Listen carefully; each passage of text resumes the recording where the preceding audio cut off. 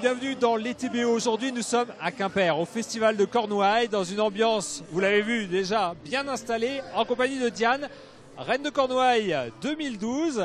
Diane, vous verrez dimanche l'élection de la reine 2015 avec un brin de nostalgie, j'imagine? Oui, bien sûr. J'ai déjà remis la couronne en 2013 à la nouvelle reine. Et il y a déjà eu une reine 2014 et là une nouvelle reine 2015. Ça commence à être un peu derrière moi, mais je continue toujours d'être dans le festival. Et vous espérez que c'est Plougastel, évidemment, qui va être... On ne présente pas de reine cette année, donc ça ne risque pas d'être Plougastel. Ce sera pas Plougastel. Voilà, vous l'aurez compris, le Festival de Cornouailles est déjà bien lancé. On va regarder l'actualité de ce jour et après, on se retrouve ici, à Quimper.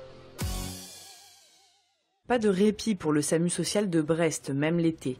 Toute l'année, les bénévoles de la Croix-Rouge effectuent des maraudes dans la ville 3 fois par semaine. La déshydratation et la chaleur font autant de décès chez les sans-abri que le froid de l'hiver. Premier arrêt devant le foyer de demandeurs d'asile.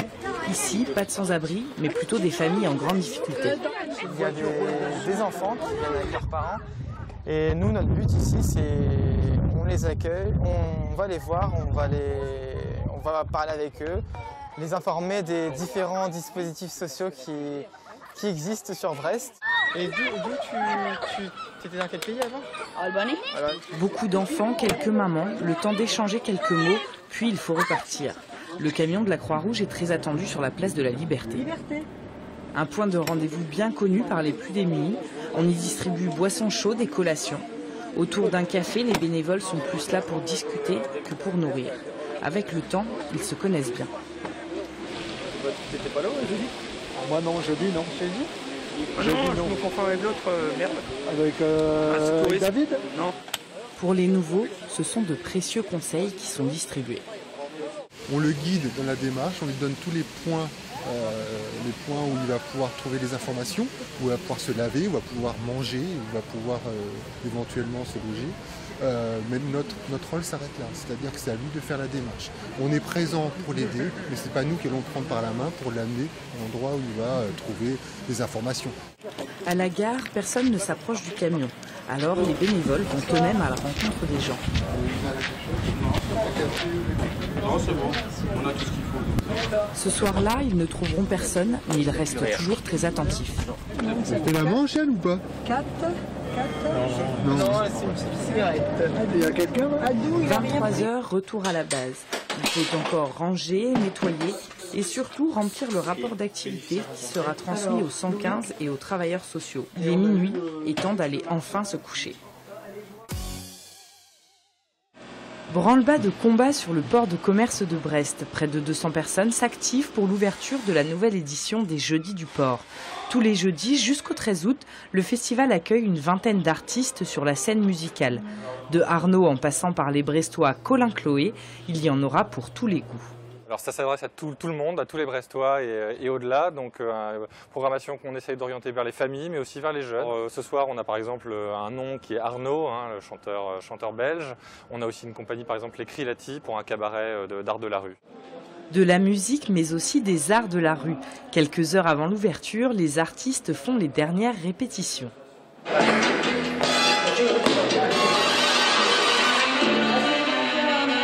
Dehors, des structures pour le moins intrigantes avec cette année quelques nouveautés. C'est vraiment très très familial avec cette année plusieurs spectacles en nocturne. Donc vers 22h ou 22h30 selon le mois qui avance. Il y a également des spectacles qui vont se dérouler pas seulement sur le parc Hachette mais aussi dans le jardin de l'Académie puisque le premier puis le deuxième jeudi on va s'étendre de plus en plus dans toute la partie que vous voyez derrière moi. Du côté des commerçants aussi, on s'agite pour être prêt ce soir. Montage des stands, approvisionnement en boissons. Il s'agit de ne pas manquer ce grand rendez-vous. Pour les jeudis du port, ça monte crescendo. C'est-à-dire que le premier jeudi du port, on fait entre 160 et 170 couverts pour arriver le dernier jeudi du port entre 220 et 250 couverts. Ce qui est agréable, c'est que on vend beaucoup de bière, mais c'est pas abusif, quoi. On voit que c'est un côté festif et c'est ça qui est intéressant. Pour faire la fête, c'est donc tous les jeudis jusqu'au 13 août où le festival sera conclu en beauté avec l'arrivée au port de l'Hermione. Retour sur la place de la Résistance ici à Quimper en compagnie d'Igor Garde. Bonjour. Bonjour. Directeur du festival, 92e édition. Vous faites pas votre âge? C'est gentil. Non, effectivement, je fais pas mon âge. 92e édition, mais ce n'est que la seconde que j'ai en main, moi. Voilà, je suis directeur depuis 1 an et demi. Quel est l'esprit de ce festival? J'imagine qu'il a évolué tout au cours de cette histoire longue du festival de Cornouailles ici à Quimper. Oui, bien sûr, en 92 ans, il se passe beaucoup de choses. Le leitmotiv de ce festival a toujours été sensiblement le même, plus ou moins, c'est rencontrer la Bretagne. Venez à Quimper pour avoir un condensé de Bretagne, tant sur la scène bretonne, des musiciens bretons, notre culture profonde, traditionnelle, mais pas que, moderne, créative, inventive, et puis aussi le patrimoine culinaire, et puis le patrimoine artisanal, et puis le patrimoine architectural. En gros, la Bretagne, c'est ici et pas ailleurs. Avec tout ce village Gralon, c'est la nouveauté? Ouais, une grande nouveauté, parce que cette place a longtemps été utilisée comme lieu de concert, tout simplement, donc utilisée le soir, de 21h à 23h pour des grands concerts. Et puis on a choisi de réouvrir un peu les places et les lieux sur les festivaliers, sur la ville de Quimper, en intégrant ici dans cet espace des espaces restauration et ce Cornouailles gourmand qui est un endroit où on peut en famille la journée venir découvrir un patrimoine culinaire. Igor, on parle beaucoup gastronomie, mais le festival de Cornouailles c'est beaucoup la culture aussi, hein. L'énergie bretonne, il y a toute une programmation musicale qui est très vaste d'ailleurs. Le Bollywood Orchestra et puis Eonic Sangalar, c'est quand même le grand écart un peu aussi. Alors c'est le grand écart, oui, parce que quand même c'est des cultures qui sont éloignées l'une de l'autre, physiquement déjà, mais pas tant que ça à vrai dire. Finalement avoir un cercle celtique breton, les Oscillettes Arstangala, champions de Bretagne, qui rencontrent Olivier Leroy qui est rennais, mais qui se passionne pour la musique Bollywood et que les deux se disent à un moment donné, il y a peut-être des choses à faire après tout, parce que la tradition de la danse en Inde, même si elle est éloignée dans la façon de faire, est très présente comme en Bretagne, culturellement, traditionnellement, sans doute il y a moyen de faire quelque chose entre le haut du corps qui peut être Bollywood et le bas qui peut être breton. Voilà. Okay. J'ai hâte de voir ça d'ailleurs. Le spectateur est invité vraiment à rentrer dans la danse, quoi. Complètement. L'idée c'est quoi? C'est le festival de Cornouailles, rencontrer la Bretagne. On ne peut pas passer à côté des Festounos. On est un des rares festivals maintenant à conserver une vraie scène de Festnos tous les soirs, gratuite et de qualité. Le Festnos est inscrit au patrimoine mondial de l'UNESCO. Si on veut être cohérent dans la démarche, les touristes, parce qu'il y a beaucoup de touristes dans le coin en ce moment, on ne peut pas leur dire simplement venez regarder un Festnos, comment ça marche. Il faut leur expliquer comment ça marche profondément. Igor, une dernière question. On parlait de la tradition. Il y a évidemment un incontournable, c'est l'élection de la reine qui clôt le festival. Bien sûr, la reine de Cornouailles, c'est le début de l'histoire de ce festival. Il y a 92 ans, on élit une reine parce qu'on veut conserver le costume de la reine. Alors il faut savoir quand même que les reines de Cornouailles sont âgées en moyenne de peut-être 20 ans. Ouais. C'est des jeunes femmes qui sont extrêmement actives dans leur vie, étudiantes parfois, qui ont un travail, qui sont très ancrés dans leur tradition, très fiers de porter ce costume historique sur elles, qui le défendent et qui en même temps vivent pleinement leur temps. Et cette journée du dimanche, c'est exactement ça. C'est la rencontre entre la modernité de notre culture portée par une jeune génération et cette tradition, parce qu'on ne peut pas oublier d'où on vient quand on sait où on va, tout simplement. Merci beaucoup. Nous, on va continuer notre tour de ce festival de Cornouailles en musique.